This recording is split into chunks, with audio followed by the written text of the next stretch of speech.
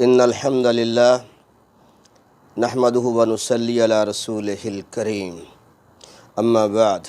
رسول اکرم صلی اللہ علیہ وآلہ وسلم نے فرمایا، من ظلم من الارض شیئا طوقہ من 7 اراضین۔